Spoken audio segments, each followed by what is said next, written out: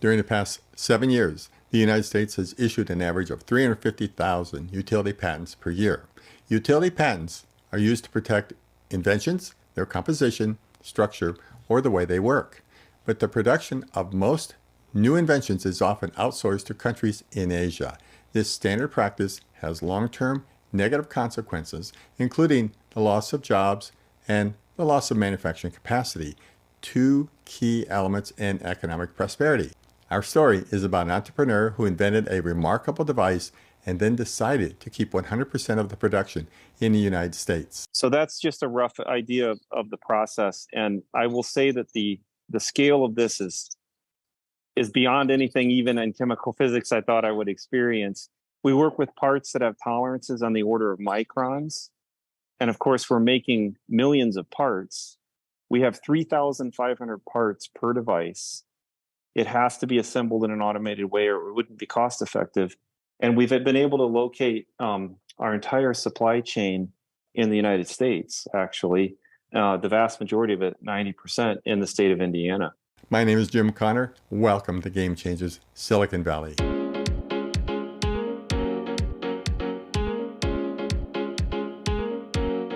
Our story starts with a new type of Braille-enabled device designed to provide the visually impaired with engagement in today's internet and digital world. My guest is Dave Schleppenbach, CEO and founder of Tactile Engineering. Let's join the call with Dave.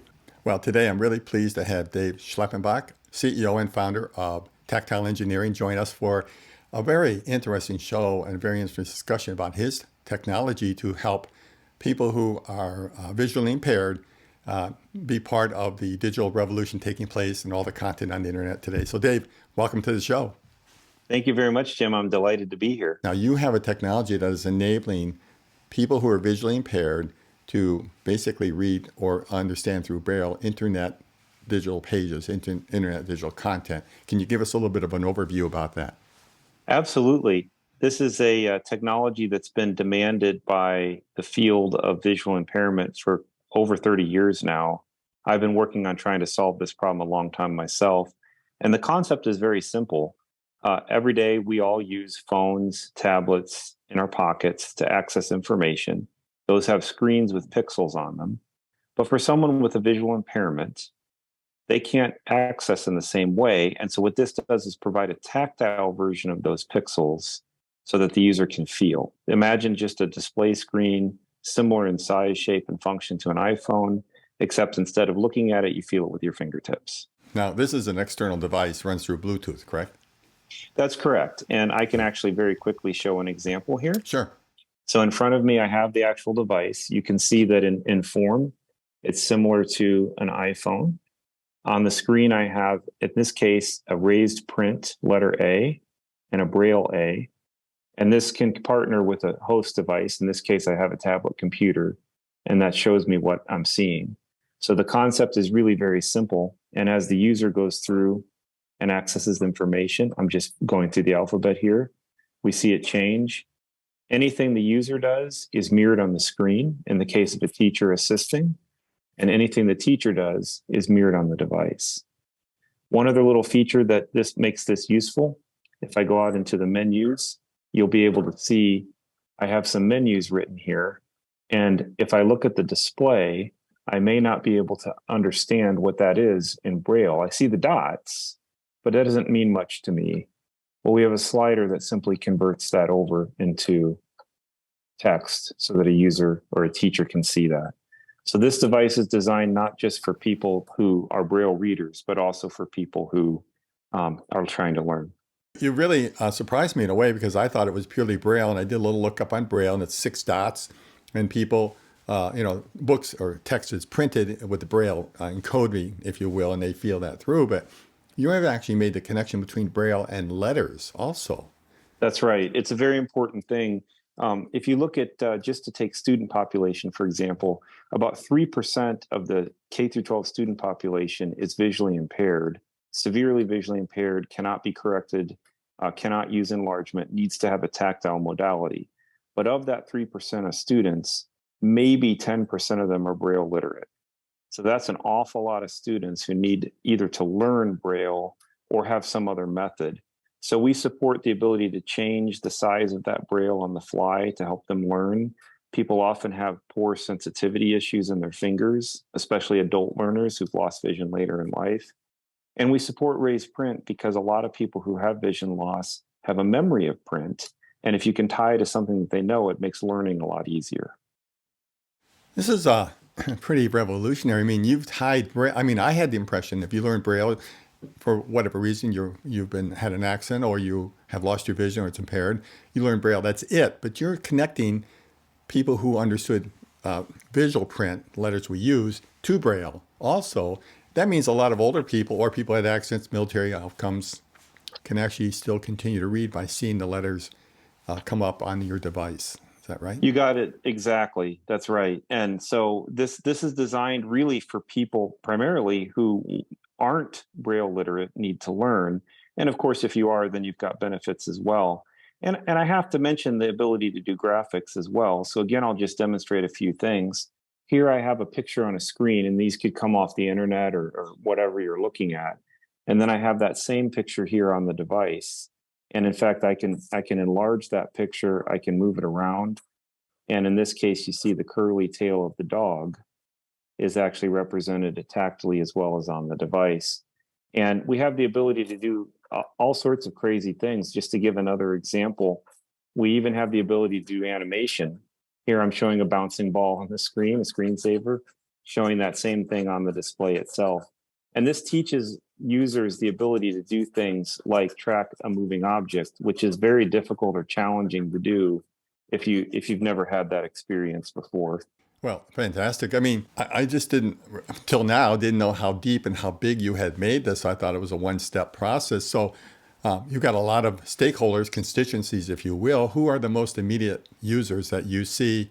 I'll call it low-hanging fruit. And what's your long-term thoughts about broader deployment? Well, it's a great question. We really have three legs of the stool, so to speak. So one is an obvious play, which is education. Over 15% of all students are in K through 12 schools are identified as having an individual educational plan or having a certified disability under federal and state law. And like I said, about 3% of those are visually impaired. Those people, traditionally, those kids have not been able to learn advanced topics, graphical things, science and math. We want to change all of that. The second part would be what we call workforce development. So of the visually impaired cohort, roughly 65 to 70% are unemployed and generally are shut-ins. You know, they have trouble with transportation. They generally are living off benefits, but many of those want to work. If you look at the general working age population in the US, we have approximately 70% of people fully employed. Yet in the visually impaired community, that number is maybe 35%. So there's no reason why that number can't be raised to equivocate to the general population. And so that area we view as very important. And then the third area is what we call adult literacy. And that would apply to people like disabled veterans, seniors, and people that needed to retrain after an accident or illness left them with a vision loss.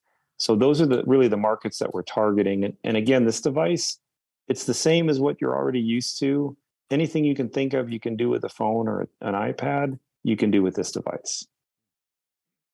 So is the immediate deployment, though, in the desktop, or is it carrying around and having a Bluetooth attachment to your iPhone or your iPad? Exactly. So the device connects by Bluetooth. It can connect to a laptop computer, but it could also connect to a phone or a tablet. So right away, you're empowered if you already have a phone, which almost everyone with a visual impairment does. In fact, most of them have iPhones. You simply tether, and then this is an alternative screen, if you will. You can even connect multiple screens to span the image. And so just as an example of how that would work, this is a modular unit. I have some other units here, and you can see that if I put two next to each other, the image will just span across by Bluetooth. And likewise, I could even connect up to 4 units. So depending on the user's need and the use case, this product grows and expands with you. It's pretty amazing stuff. I want to ask more about, I want to ask first, who are your immediate target users? Are you going to people that are visually impaired severely or moderately? Or are you going to schools, or are you going to adults? Or Well, right now, our first immediate target is local. So we're working with the state of Indiana and the state of Ohio to try to target those we feel are most in need. And that would be the K through 12 student population and some experimental forays into the college population, and then a segment of workforce development. And as an example of that, we just came back from a conference called Innovate, a cybersecurity conference, where we've been working with very large companies and government agencies on employment of people with disabilities. A fact that many people don't know is that a new federal law actually mandates that employers who contract with the federal government for services have to show documentation that up to 7% of their employees are employees with disabilities. People with visual impairment are low hanging fruit. There's no cognitive issue, there's no desire issue, it's just the technology barrier. And our goal is to resolve that barrier. Yeah. I have the impression, you can tell me the stats, but that many of these visually impaired people are very intelligent, and there's no correlation of can't see well or visual impairment with intelligence. In fact, they very often have very high sensual feel, hearing, and so on like that. I got to believe that this just helps them be more productive for that matter. Well, that's correct. And we kind of call it the Stephen Hawking effect. So you might remember that Stephen Hawking was one of the most famous physicists in the world, yet suffered from a disability, in his case, a medical one. And that same thing is true with visually impaired people. I have two former students of mine who I taught chemistry and other topics like physics and calculus when I was at Purdue, both of whom are blind, both of whom went on to get PhDs in chemistry. And I would say they're probably smarter than I am. So it's an amazing process to work with people and touch their lives in that way. Okay. So how did you decide to do this? Did something happen to you one day, or a family member or something like that? It's a great question. So when I came to Purdue for graduate school, I was studying chemical physics. And as it turned out, they had a number of blind students that enrolled as freshmen and were taking courses such as general chemistry, introductory physics, calculus, introductory biology, and even things like organic chemistry. These are very complex topics that, a lot of the non-disabled students I would teach would struggle with. And the university put me in charge of trying to teach those students. So I had a lot of learning to do. I had some previous experience with blindness as a whole with a family member. And so I was picked, the lucky me, to work with these kids and try to help them. So while at Purdue, we developed a number of techniques for teaching people with visual impairment science and math. I then was approached by Purdue's entrepreneurial program, their engagement program, to start a company in the research facility. And we went to the research park. We started a company there to try to commercialize some of the ideas that we had. That company ended up actually becoming a very successful company where we produced paper media for people with disabilities, things like paper Braille books and large print. We were one of the largest producers in the world of this type of material. And what I learned from that is it's very difficult to get paper books to everybody in the world that needs it. We had this idea of making a digital version of this for many years. We tinkered around on this for many years, even back at the Purdue days. And when the pandemic hit, that really accelerated things because the world shifted from print to digital and everybody went to remote learning. But children with disabilities, workers with disabilities, were generally left behind in that process. So this was a potential solution that really leapt in priority to go from a project that involved tinkering to a serious endeavor, building of a robotic assembly factory, funding, and the whole 9 yards. And here we are today. You want to do a quick tour of your factory? I was very impressed when you did the pre-planning show. We'll take your iPhone, we'll walk out there. Yeah, just keep Very going. good. And you're in, are you in Indianapolis, or which city are you in? We're in Lafayette, Indiana, which is home of Purdue University. And this is an area where there's a lot of high-tech manufacturing and expertise. And in fact, with our facility here, we've worked hard on trying to continue that tradition. So it's a facility full of robots and lasers. And I'll just switch the view here. So you should be able to see.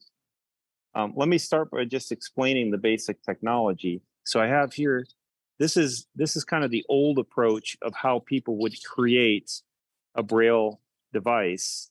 And these devices only have one line of text.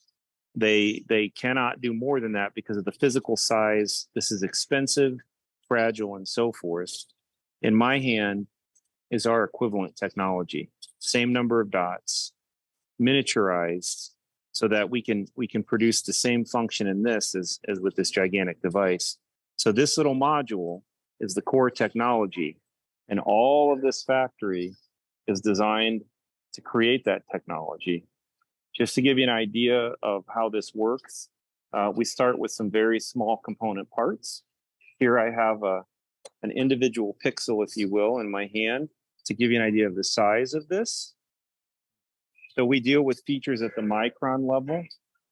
We have automated robots that do the assembly and production of these parts. Here's an example showing how those individual pixels are created.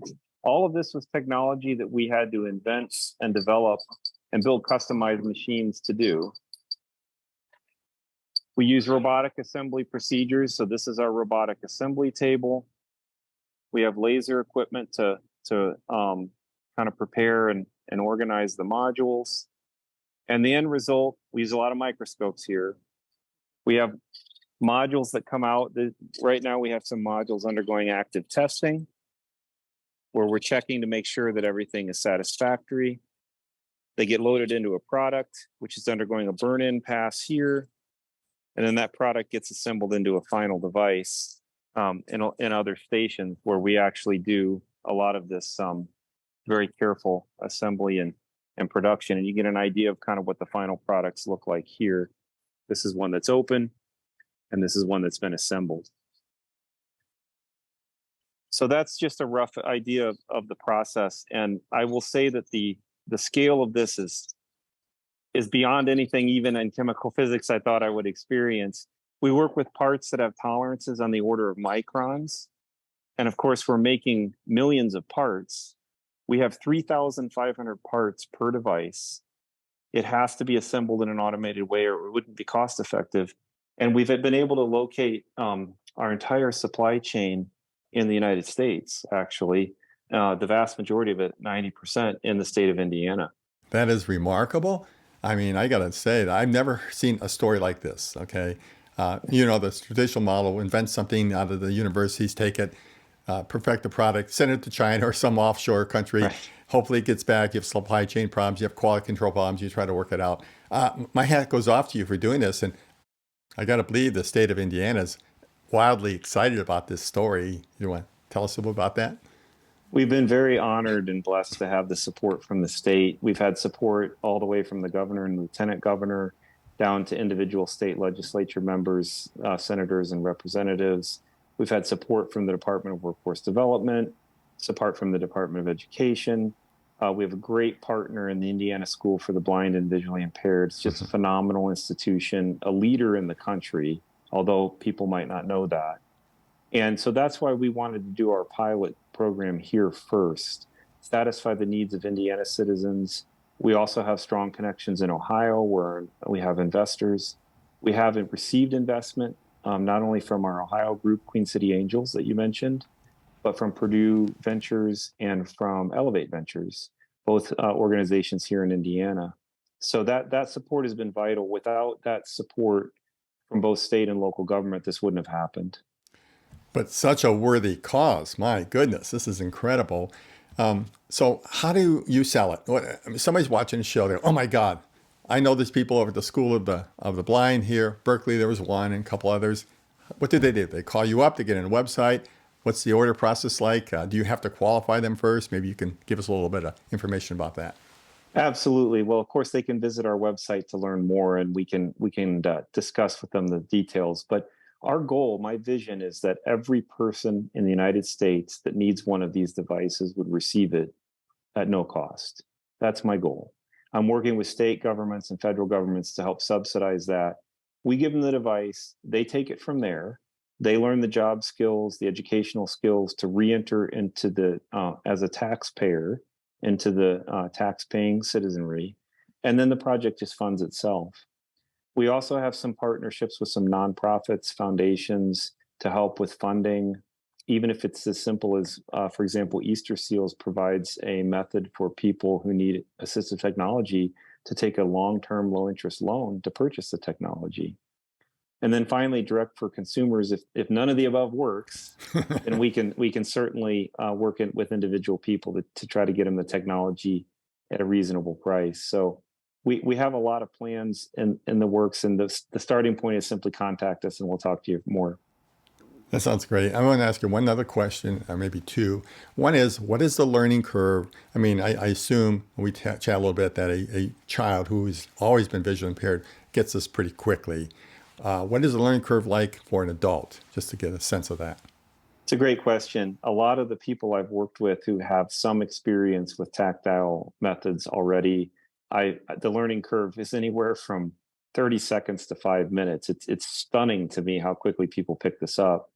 For those that have never experienced anything like this before, I like to answer questions by telling a story, so I'll tell one. Yeah. We have a young man that's using this tablet. He lost his vision when he was 19. He had some interest in technical fields, but unfortunately, due to that vision loss, he wasn't able to pursue that. He tried to learn some of these techniques on paper using specialized training centers that we have here in Indiana. But, he had to travel to and from the center. He got maybe an hour or two a week of training, and it all involved being physically present with specialized teachers. And none of that worked for his lifestyle. So he had given up. He's in his 30s. He came to us. We sat him down with the device. And with a matter of really a few days, he was reading Braille. And within a few weeks, he's become fluent in Braille. It's just a tremendous success story. And the reason for that is you carry it with you. It's in your pocket. You're waiting in line, waiting for an order of food. You pull it out of your pocket and you practice, just like we use our phones every day.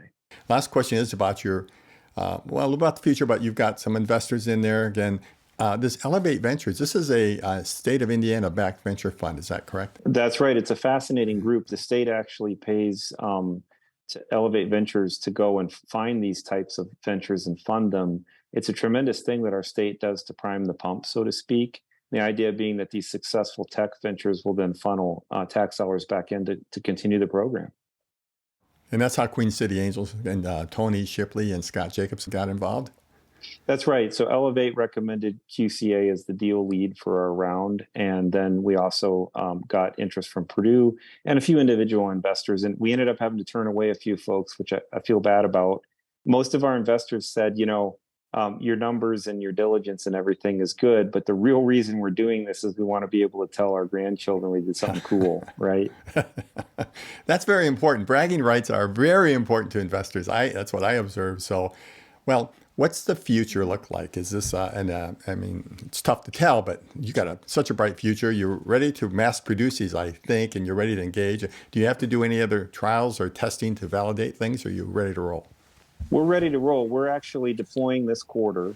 So this is our launch, and we hope to scale the company, whether that be bootstrapping and organic, or whether it be through additional funding through a Series A or something.